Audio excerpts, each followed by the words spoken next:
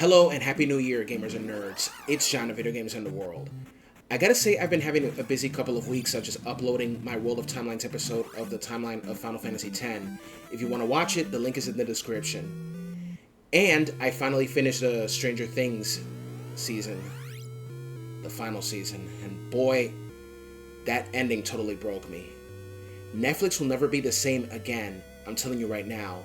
To me, Stranger Things is like the greatest Netflix show of all time. And I still remember when my siblings were like, John, you gotta watch the show, little bro. Yeah, I'm glad I did. I'm glad. Anyways, this week has also been pretty tough due to recent events going on, and a lot of us are angry and divided for what happened. But let's not focus on that tragic ordeal that occurred. We have to move on. So let us begin with the weekly news. 4 years ago, The Batman premiered and some people were not too fond of it. Others thought it was good and some remained in the middle. After The Batman, we had a show taking place in the same universe of that movie called The Penguin, which a lot of people loved. Since 2022, people have been waiting for a sequel and the road has been very long due to delays popping up out of nowhere. Recently, we found out that Zoe Kravitz will not return as Selina Kyle, but that in her absence, Matt Reeves had brought in a former Marvel star, Scarlett Johansson, for a major role. She could be either Poison Ivy, but a lot of people hope that she plays as the Phantasm. We all remember the Phantasm from the 1993 animated film, Batman: Mask of the Phantasm. Now, the latest report is that another Marvel star has been tapped for a major role in the film. It's none other than Sebastian Stan, who in Marvel he played as Bucky Barnes, aka the Winter Soldier. Some fans are theorizing that he could play as Jeremiah Arkham, while Johansson is rumored to play Gilda Gold. It could also be a possibility that Sebastian Stan could play as Harvey Dent after Aaron Eckhart in The Dark Knight. Some people hope that Stan can play as the villain Hush. I vote for Harvey Dent. Hopefully they can stick to the comics on how he becomes Two-Face. While Stan's casting in The Batman Part 2 is welcomed by fans, he's going to have a hard time balancing his schedule as he is working on the movie Avengers Secret Wars, and The Batman Part 2 will start filming in spring, and production on Secret Wars will start around the same time. Stan being involved in both movies, wow, talk about overwork. He might balance his schedule, but it's going to be tough for one actor to be in both movies. Whatever happens, I wish him well. The Assassin's Creed series has been around for almost 19 years, and next year it will be the series' 20th anniversary. Wow. I was in college when the first game was released. I still remember playing the first game. It was so awesome. My favorite games are Assassin's Creed 2, Brotherhood, Revelations, Black Flag, Liberation, Rogue, Unity, and Syndicate. They're the best Assassin's Creed games ever made. Assassin's Creed Shadows was awesome too, and so were Valhalla and Odyssey. Now, we are having a new Assassin's Creed video game titled Assassin's Creed Hexe, which is shaping up to be a different kind of a game in the series, darker, smaller in scope, and far more unsettling than recent entries. So, the setting of the game will take place in the 16th century Holy Roman Empire during the witch trials and mass hysteria of Central Europe, with a heavy focus on fear, superstition, and paranoia, and persecution. This game is rumored to be the darkest game in the series. It is rumored that the protagonist will be a woman named Elsa, who is motivated by revenge after her mother's execution during the witch trials. There have been female protagonists since Liberation, such as Aveline de Grandpré, Evie Fry, Cassandra, and Elivor, alongside modern-day figures like Layla Hassan and the historical Xiao Jun. To be honest, I love female leads in Assassin's Creed. They're awesome. The game's narrative is expected to blend real history with the lore of Assassin's Creed with possible supernatural undertones. The gameplay will not be a traditional RPG-style Assassin's Creed like previous titles were. Thank God. So there's going to be a strong emphasis on stealth, tension, and atmosphere, and it is also designed to feel more intimate, psychological, and unsettling. The game's writer is Darby McDevitt, and the director is Benoit Richer, The latter is known for directing Batman Arkham Origins. Arkham Origins is the black sheep of the Arkham series by some fans. To be honest, I like that game, but none of the Arkham games can ever top Arkham City because that game is the GOAT of the series. Now, there is no release yet, but it is rumored to be launched sometime between this year and the next. I remember over 5.5 years ago when I talked about George Lucas choosing Dave Filoni as his successor after Kathleen Kennedy stepped down from Lucasfilm. Mr. Filoni is known for being the one who oversaw direction of the Star Wars The Clone Wars television series, as well as directing and writing numerous episodes, including its theatrical film, which was not really that good. However, even if that movie wasn't as good, you cannot deny that it kickstarted a damn good show. He was also the creator of the follow-up series Star Wars Rebels, which premiered shortly after Disney's acquisition of Lucasfilm. Filoni was also involved in directing and writing episodes of The Mandalorian, The Book of Boba Fett, being the creator of Ahsoka, and executive producing the shows Skeleton Crew, Star Wars Forces of Destiny, Star Wars Resistance, The Bad Batch, and the upcoming Star Wars Maul, Shadow Lord. Now, Lucasfilm's Chief Creative Officer Dave Filoni is reportedly set to take over from Kathleen Kennedy as co-president of the Star Wars studio alongside Lin-Wen Brennan, once Kennedy steps down later this month. Brennan is currently president and general manager of Lucasfilm business, so he's going to handle the more traditional executive side of things, while Filoni will be the decider on the creative direction of the franchise in film, television, and any other platforms in the galaxy. Although Mrs. Kennedy is stepping down, she said a year ago that she will not and never retire from movies.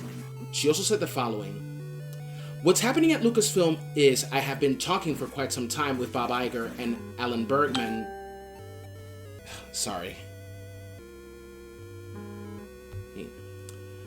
About what eventual succession might look like. We have an amazing bench of people here, and we have every intention of making an announcement months or a year down the road. I'm glad that Dave Filoni is taking over. I loved a lot of his work in the Star Wars franchise, and I hope to see more amazing things coming from him, and I wish him the best of luck.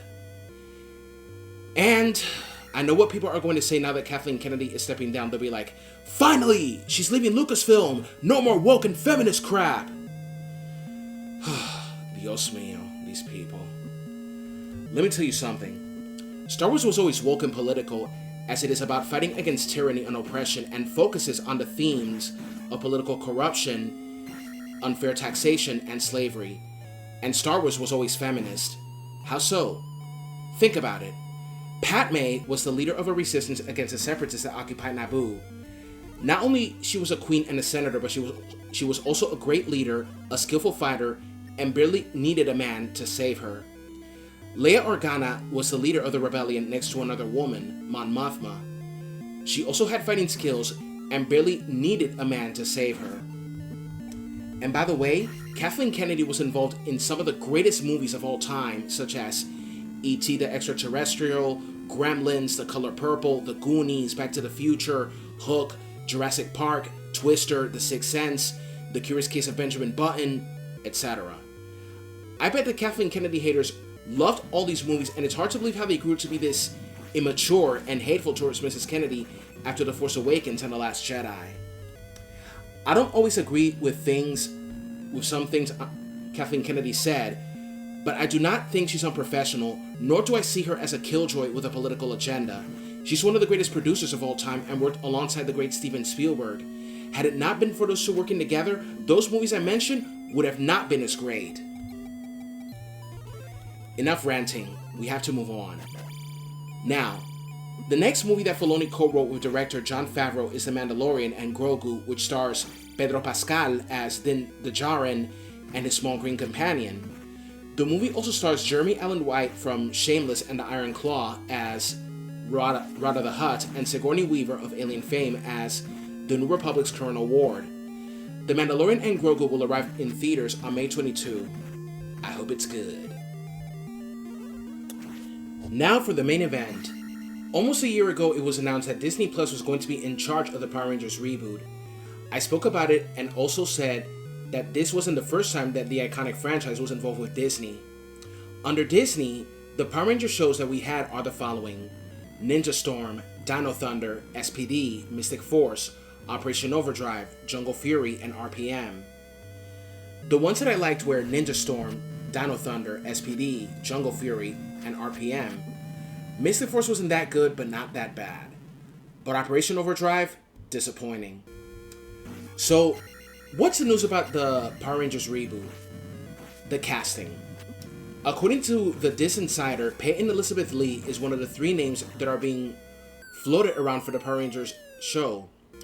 Lee has been a part of a number of Disney projects in the past, including Andy Mack, The Lion Guard, Secret Society of Second Born Royals, Doogie Kamealoha, hope I didn't butcher that, MD, Prom Pact, and more. The second name is Mason Thames, who starred in the live-action How to Train Your Dragon remake and Black Phone 2 in 2025. I will say I do not know of him being in the running, but I said in a past This Insider mailbag, Disney is eager to work with Thames, and it will happen at some point, the article notes. The Power Rangers series is expected to start filming in April, by then, How to Train Your Dragon 2 will have wrapped up filming. Lastly, Priyanka Chopra, who is married to Nick Jonas, is reportedly being eyed for the villainous role of Rita Repulsa. Now, these are all just rumors and should be treated as such. If they're being cast, then those are some big shoes that they are filling. If only the 2017 movie was successful, we could have had the sequels that they were working on. But what if in another universe the 2017 movie was a success and they had the sequels that they planned? Well, this is how I would name the sequels. Power Rangers, March of the Dragon, Power Rangers, Revenge of Lord Zed, Power Rangers, Rise of the Machine Empire, Power Rangers, Coming of Dark Spectre, and Power Rangers, The Final Battle. Now this is exactly how I would name the sequels. And since Disney has the control over the Power Rangers reboot, let's just hope that they don't screw up and respect the lore of the classic series. And that's all for the weekly news, everyone. But before we close, here's a sneak peek at the next episode of World of Timelines.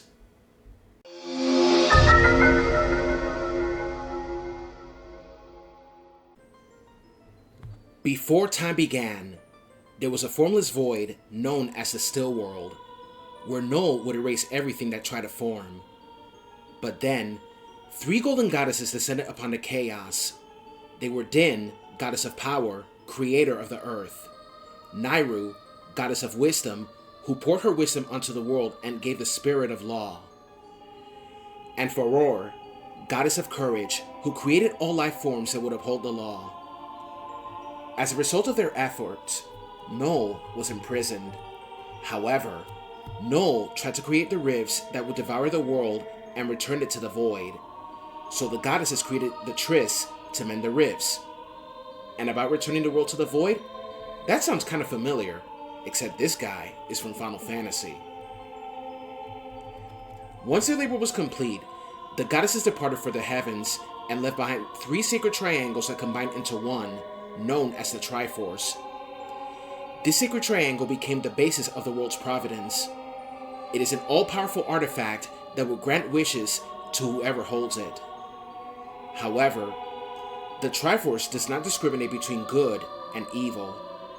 This artifact wields 3 forces: power, wisdom, and courage. If the heart is in balance with these 3 virtues, then the wielder will gain the true force to govern all. But if the heart is not in balance, the Triforce will separate into 3 parts. Those lost parts will be held within others chosen by destiny, who will bear the Triforce mark on the backs of their hands. I'm done with the writing and audio recording of this next episode, and all that's left is the editing. Don't forget to comment, like, subscribe, and share with everyone you know. This is John of Video Games in the World signing off. Take care, and I will see you all next time.